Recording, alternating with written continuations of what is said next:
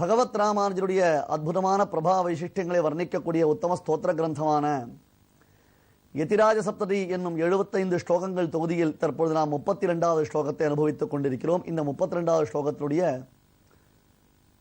பரமரச பிரவாகபூதமான அந்த அர்த்த விசேஷங்கள் எல்லாம் ஆச்சாரியர்களுடைய கிருபையினாலே நமக்கு கிடைத்து வருகின்றன. நானாபூதைஹி ஜகதி சமயைஹி நர்மலீலாம் விதித்சோஹோ அந்தியம் வர்ணம் வன்யம் பிரதயதி விபோ ஆதிமவ்யூஹபேதே விஸ்வம் திராதும் விஷய நியதம் வியஞ்சிதானுகிரஹ சன் விஸ்வக்சேனஹ யதிபதிரபூத் வேத்ரசாரஹ திரிதண்டஹ. இந்த ஸ்லோகத்தினாலே பகவத் ராமானுஜர் சாட்சாத் பெருமானுடைய படைத்தளபதியான அந்த விஸ்வக்சேனர் என்பதாக வர்ணிக்கிறார். அடையார் கமலத்து அலர்மகள் கேள்வன் என்னும் பாசுரத்தில் திருவரங்கத்தமுதனார் பெருமானுடையதான 5 ஆயுதங்கள் தான் பகவத் ராமானுஜராக அவதாரம் செய்தன என்று வர்ணித்தார். இதனை இங்கே யதிராஜ சப்ததியிலேயே சுவாமி தேசிகன் பெருமானுடையதான 5 ஆயுதங்கள் அவதாரம் செய்தன என்று காண்பித்தருளினார். தற்பொழுது அந்த விஸ்வக்சேனர் தான் விசேஷமாக யதிராஜராக அவதாரம் செய்து இந்த உலகில் சம்பிரதாய சித்தாந்த ஸ்தாபனாச்சாரியராக விளங்குகிறார் என்பதை வலியுறுத்துகிறார்.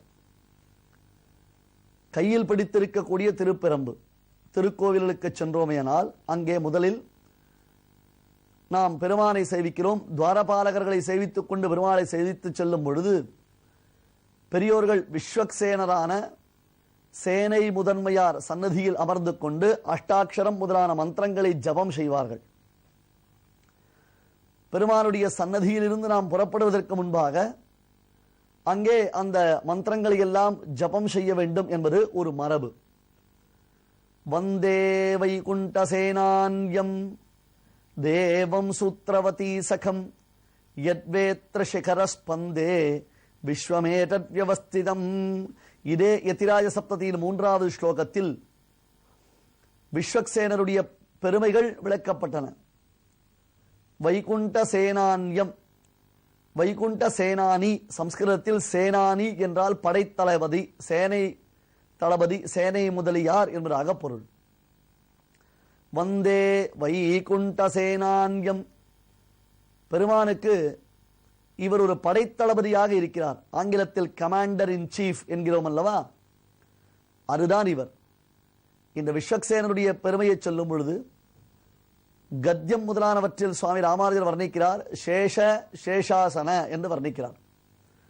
சேஷாசனஹா என்றால் பெருமானுக்கு திருவாராதனங்கள் செய்து அவருக்கு தளிகைகள் நிவேதனம் ஆன பிறகு விஸ்வக்சேனராம் இந்த சேனை முதன்மையாருக்கு நாம் தளிகை நிவேதனம் செய்ய வேண்டும்.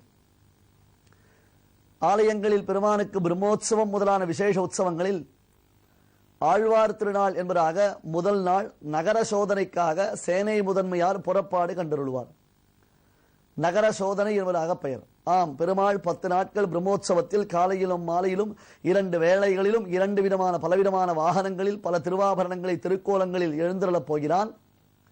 ஆங்காங்கு மக்கள் பெருமாளை சேவிக்கப் போகிறார்கள்.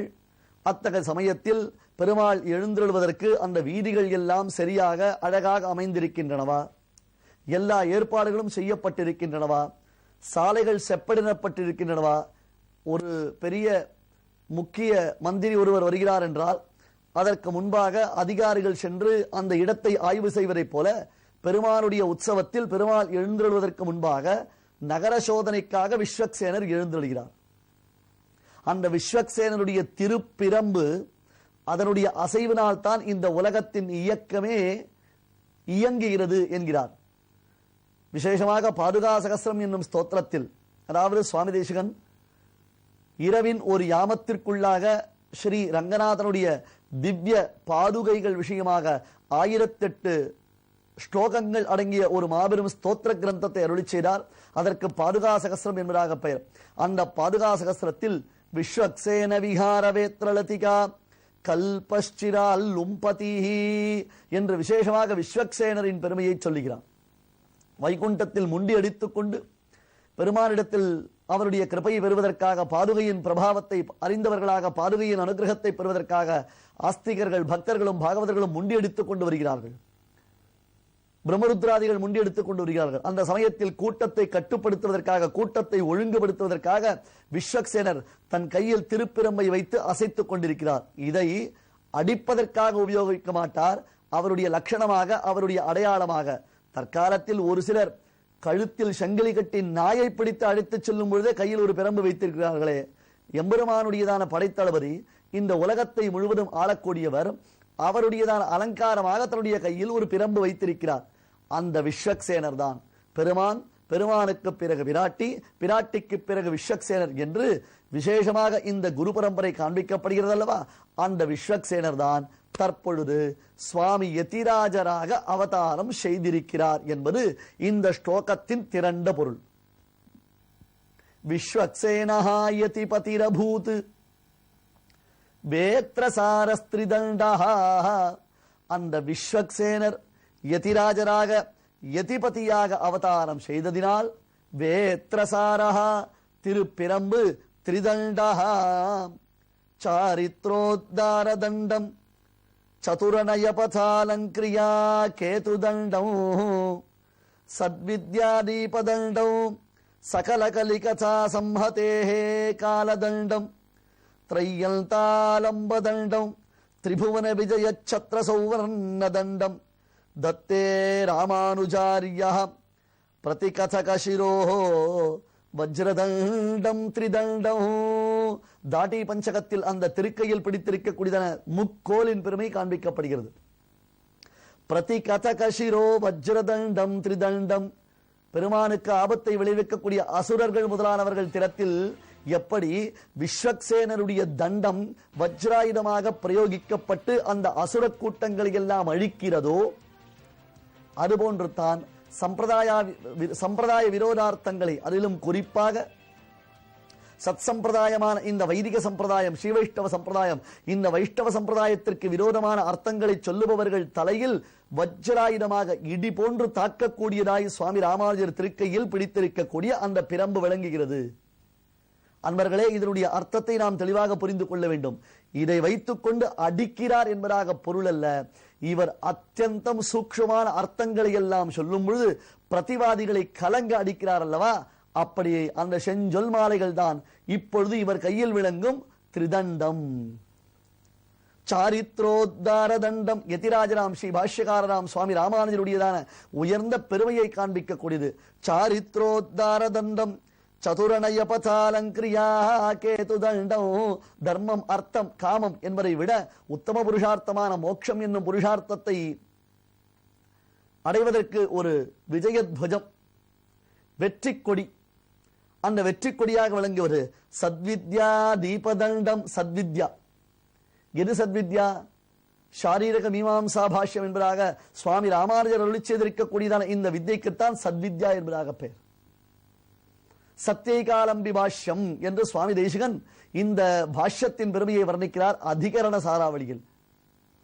சத்வித்யாதீபதண்டம் பிரம்மத்தினுடைய சத்தியத்துவத்தை ஸ்தாபனம் செய்யும் அதே சமயத்தில் அந்த பிரம்மத்தினுடைய சிருஷ்டிகள், பிரம்மத்தினால் படைக்கப்பட்டிருக்கக்கூடிய இந்த உலகம், பிரம்மத்தினால் உண்டாக்கப்பட்டிருக்கக்கூடிய சமஸ்தமும் இவை அனைத்தும் சத்தியம் என்பதாக காண்பித்து அந்த பரம்பொருளான பிரம்மத்தை அடைவதை காட்டிலும் நம்முடைய பிறவிக்கு வேறு ஒரு பயன் இல்லை என்பதை ஸ்தாபனம் செய்யக்கூடியதாக விளங்கும் சுவாமி ராமானுஜருடையதான உத்தமமான வேதாந்த பாஷ்யங்கள் சத்வித்யா தீபதண்டம்.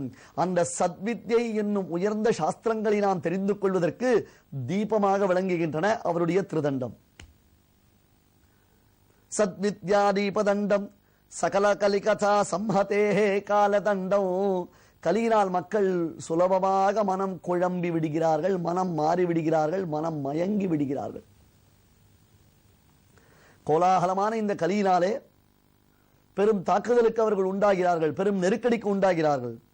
அப்பொழுது இது காலதண்டமாயிருந்து கலியினால் ஏற்படும் தீங்குகளை எல்லாம் நீக்குகிறது. கலியும் கெடும் கண்டு கொன்மின் என்று நம்மாழ்வார் அருளி செய்த அந்த உயர்ந்த வாக்கியத்தின் தத்துவ பொருளாக, உண்மை பொருளாக வென்றோ சுவாமி ராமானுஜர் அவதாரம் செய்தருளி இருக்கிறார். ஆகையால் இது கலிகோலாகலங்களை எல்லாம் ஒடுக்குமதாக விளங்குகிறது. திரையல் தாலம்ப தண்டம், ஆலம்பனம் என்றால் பிடித்துக் கொள்வது, திரை என்றால் வேதம், அந்தம் என்றால் வேதாந்தம். அந்த வேதாந்தத்திற்கு ஒரு பற்றுக்கோடாக பிடிப்பாக விளங்கக்கூடியது. திரிபுவன விஜய சத்ர சௌவர்ண தண்டம், எல்லா திக்குகளிலும் வெற்றி பெறக்கூடிய யதிராஜருடைய சிஷ்யர்களுடையதான ஸ்வர்ணம், அந்த ஸ்வர்ணமாகிற தண்டம். தத்தே ராமானுஜாரிய பிரதிகதக சிரோ வஜ்ரதண்டம் திரிதண்டம், அத்தகைய திரிதண்டத்தை சுவாமி ராமானுஜர் பிடித்திருக்கிறார் என்று வர்ணிக்கிறாரே. இப்பொழுது யதிராய சப்ததி இந்த ஸ்லோகத்தில் அவர் கையில் பிடித்திருக்கக்கூடிய திருப்பிரம்பின் அழகை பார்த்தால், விஸ்வக்சேனஹா யதிபதிரபூத் வேத்ரசாரஹா திரிதண்டஹா.